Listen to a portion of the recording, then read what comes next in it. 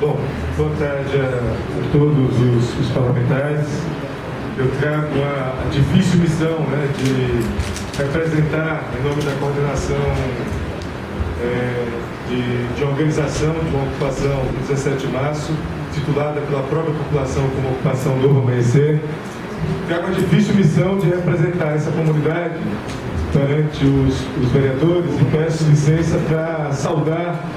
o conjunto dessa casa, que é uma casa do povo, em nome dos que estão lá fora e dos que nos assistem nessa demanda que foi apresentada e foi acatada pelo vereador, que é de buscar esse espaço para expor um pouco dessas questões, expor um pouco dos problemas que estão configurados na região 17 de março.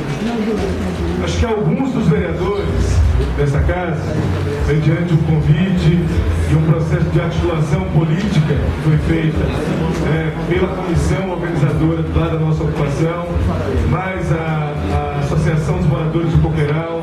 e a Associação dos Moradores também, Centro Comunitário de Porto Velho, chegaram a visitar e viram boa parte das fotos que foram apresentadas e dos vídeos, puderam visualizar isso de perto no que tange ao Coqueiral, e também o fizeram quando visualizaram a situação dos mais de 400 barracos que abrigam as 360 famílias que estão ocupadas lá no 17 de março. Esse processo de ocupação nos levou, através de um convite da Comissão de Moradores, não só a participar e buscar ajudar na organização daquele espaço, com assembleias, com comissões estruturadas, mas nos levou também a dar uma assessoria e a buscar, diante do que nós vimos, e aí existe também algumas imagens que foram selecionadas, bem menos inclusive do que foram apresentadas no momento anterior, mas não existe nenhum ser humano que tenha condições de dignidade, que entre no espaço daquele, como ele está hoje configurado, um espaço de resistência popular, e não fique com os olhos cheios de lágrimas, e não fique com a impressão de que a vida humana e que princípios como da dignidade da pessoa humana, que princípios relativos à existência de direitos humanos são absolutamente desprezados pelo poder público estatal. A impressão que nós temos é que a situação do povo que está acampado, não só nessa ocupação, como em várias outras ocupações, é uma situação de invisibilidade. A impressão que a gente tem é que aquelas pessoas que habitam aquelas localidades são invisíveis. Que as 398 crianças cadastradas por nós naquele espaço, boa parte dela, crianças que vão de 0 a 2 anos, que não conseguem estar inseridas nos programas de vacinação, programas básicos previstos do Serviço Único de Saúde, programas básicos previstos da Constituição Federal, programas sem os quais essas crianças podem compor as estatísticas das mortes antecipadas sem ter qualquer direito de estar acessando o ensino básico e muito menos sonhando com a perspectiva de uma educação de ensino médio. O que nós estamos evidenciando lá, naquela comunidade, levou essa população e essa comunidade a constituir 3 atos públicos. A grande polêmica que a gente se deparou na imprensa foi uma polêmica de que os moradores que estavam presentes naquela localidade, Vinícius, eram moradores que já possuíam casas. Outras argumentações apontavam que aqueles moradores tinham dinheiro para pagar aluguel. E foram várias das histórias que a gente ouviu, das críticas que apontavam para aquela população. O que nós percebemos, no entanto, e tivemos lá em loco, deslocamos inclusive vários militantes da universidade, militantes sérios do movimento estudantil, como você nos conheceu, como vários outros aqui, como o professor Irã, acompanhou a luta que a gente fez na Universidade de Tiradentes há muito tempo atrás, que dedicam a vida e a militância sempre que enxergam uma situação de indignação e fazem dessa solidariedade um projeto de disputa de vida. O que nós evidenciamos lá, dentre as cenas mais chocantes, foram crianças até 5 anos de idade tendo as suas mães fazendo sucção nas suas narinas, porque não tinha atendimento no posto de saúde para que houvesse a desobstrução daquelas narinas daquelas crianças menores. Uma situação de tamanho abandono, que é o único braço do poder público, além dos nobres vereadores que lá estiveram, aliás, esse braço do poder público está presente praticamente todo dia. É a Polícia Militar, é a Divisão de Narcóticos, com base numa presunção de que todos os pais e mães de família que estão lá, por serem pobres, por estarem morando embaixo de lonas, são criminosos e devem ser perseguidos e autuados, humilhados nos chamados baculejos que são feitos nessa região. A gente veio aqui na Câmara Municipal e tivemos uma interlocução na presidência da casa para buscar uma audiência e buscar encontrar saídas junto à Secretaria de Saúde para resolver a situação emergencialmente junto à Prefeitura Municipal. Com todo o empenho que a gente pode registrar nessa iniciativa, o problema está longe de ser resolvido. Tivemos uma segunda vez na Câmara Municipal e tivemos uma articulação dos vereadores. O vereador Manuel Nascimento contribuiu com esse processo e tantos outros, como o doutor Emerson e vários outros que estão aqui presentes, doutora Emília, estiveram lá em loco presentes e apresentaram 2 propostas que para nós são de extrema importância. Uma delas, inviabilizar uma reunião com o prefeito da cidade, que até agora, infelizmente, não tivemos um retorno positivo. Esperamos que os vereadores nos dêem uma boa notícia para que a gente possa passar para o povo que está lá fora acampado. Uma segunda proposta que foi dada foi a proposta da gente ter essa sessão aprovada, e esse espaço é extremamente importante. É uma sessão especial aprovada, mas ele veio por intermédio de um outro vereador, Jailton, que ofereceu efetivamente o espaço. E, nobres vereadores, essa é a 3ª vez que a gente vem para cá ocupar essa casa, e tem uma razão, porque muitos nos perguntam, já que o problema é do Executivo, por que vocês não direcionam a marcha para o Executivo? Na ordem republicana, vereadores, e obviamente vocês sabem melhor do que eu, a tarefa e o munus público de uma casa como essa, que é uma casa que representa diretamente o povo, é de buscar, através do entendimento objetivo dos interesses do povo, construir a representação política, porque nós somos uma democracia indireta, junto à prefeitura e aos demais órgãos de governo. A tarefa política desta casa é identificar casos de ataque à saúde pública, evidenciar casos de omissão do poder público e estabelecer a mais dura e profícua denúncia para que esses problemas sejam resolvidos. A tarefa que a gente espera, que a população de Aracaju espera de uma casa como essa, é que a gente consiga ter as lágrimas, os sonhos, a decisão e a necessidade de viver do povo do 17 de março, representada politicamente, seja em projetos, seja numa intervenção mais contundente, junto à Prefeitura e os órgãos da Prefeitura Municipal. Nós estamos terminando e eu estava falando agora há pouco. Relativamente ao que ocorreu, ao debate que a discussão que foi iniciada pela Defensoria Pública. Estava conversando com o pessoal lá fora, recebi uma ligação do doutor Alfredo, que aliás é um homem que honra muito a Defensoria Pública desse estado, o homem que foi, uma vez não, umas 10 vezes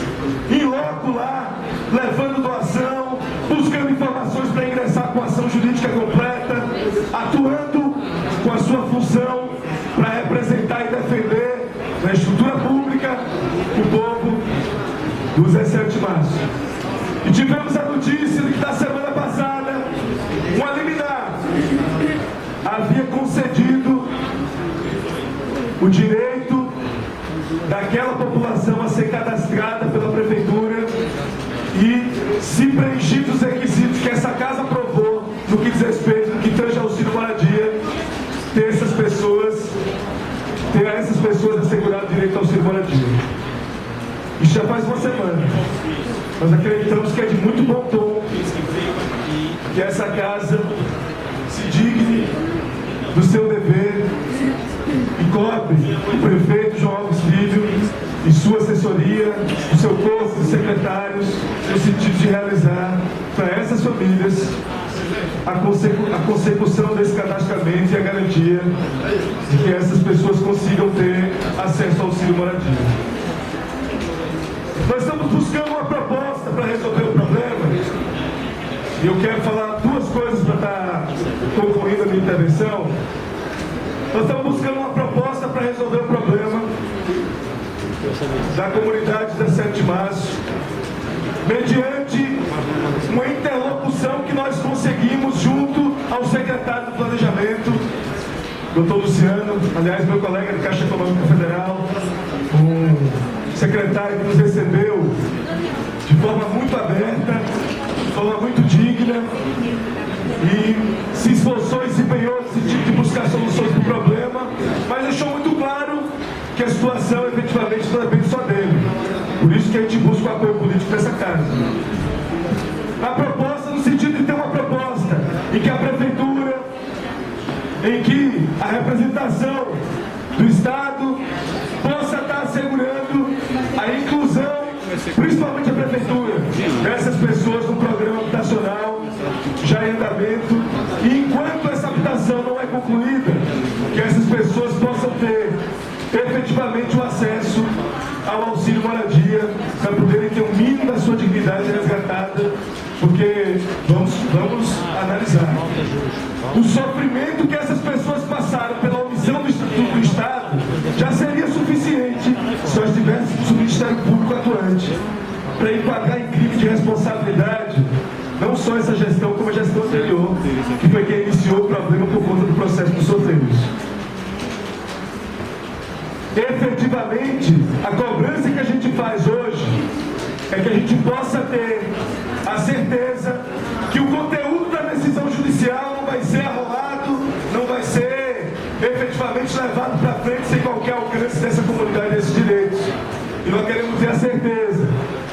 de que, como foi firmado o compromisso dos parlamentares dessa casa, a gente consiga ter uma intervenção política mais firme, mais contundente em relação à situação daquelas famílias que estamos, inclusive, daqui a 2 dias, 48 horas, entregando o cadastro com todos os critérios, inclusive com informação sobre Bolsa Família, em planilha de Excel, com pastas e documentos de todos os moradores, para que seja verificado a existência de casas ou não, para que o poder público possa, no prazo máximo, tomar as providências, porque dia 4 de julho nós vamos assistir pela TV a seguinte cena. Nós vamos ter na TV Tribuna, na TV Sergipe, nós vamos ter uma cena em que a polícia de choque vai estar de um lado e as 398 crianças, mães e pais de famílias vão estar do outro. Vai ser o quarto despejo que essas famílias vão estar recebendo. E olha, o clima de indignação que está presente nessa comunidade, basta sair fora para ver. Nós vamos assistir o resultado da irresponsabilidade do poder público se esse problema não tiver nenhum tipo de indicativo de saída até lá. Porque as famílias já estão com a sua dignidade para lá de perdida. E estão buscando reconquistá-la, nem que seja com o enfrentamento policial. Eu quero concluir aqui dizendo que, além do Coqueiral e além dos ocupantes do 17 de março, existe uma busca incessante por parte dos moradores do Porto Branco, que é outro bairro que se somou a essa luta. Então são 3 comunidades unidas e representadas nos 6 ônibus que foram mobilizados para que a comunidade esteja aqui hoje na frente. Estão buscando uma efetiva transparência a respeito da obra que está sendo construída na região de Manguezais. Porque foi sobre esse mesmo argumento de que essa obra que está sendo construída na região do Porto Branco era uma obra que atingia e podia prejudicar, não teria licenciamento ambiental, que houve a desocupação das famílias. Então, se está havendo a terraplanagem e a construção agora, os moradores têm muita dúvida e a comunidade espera um esclarecimento no sentido de que a população saiba efetivamente das condições condições de execução dessa obra e dos critérios que o poder público irá executar para estar defendendo efetivamente o direito à informação e a transparência que essas famílias do Porto Danta efetivamente necessitam e clamam. Então, eu creio que são objetivamente 3 reivindicações que o Movimento Popular, na tarde de hoje, e pela terceira vez traz aos excelentíssimos e excelentíssimas vereadores aqui presentes, que é, em primeiro lugar, e de forma muito emergencial, garantir que a situação efetiva das 360 famílias seja objetivamente resolvida. Em segundo lugar, que garanta-se que as obras emergenciais que têm que ser feitas no Coqueiral possam ser concretizadas e que seja feito um laudo, porque eu acho que, independente da gestão que atuou efetivamente na construção dessas obras, é preciso que se diga o quão criminosa e irresponsável foi a execução dessas obras. E, em terceiro lugar, que a atual gestão se digne do dever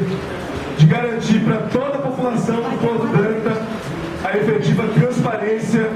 a efetiva informação a respeito do que está lá posto na construção das obras que estão lá executadas. Então a gente espera mais esse clamor, agora mais de perto, já que nós estamos aqui ocupando a tribuna do povo para fazer esse debate, para colocar essas questões. Que esse efetivo clamor sensibilize mais ainda, porque a gente tem buscado sensibilizar os vereadores, e que a pressão política, a articulação política, que com certeza todos vocês sabem fazer muito bem, tenha como resultado a satisfação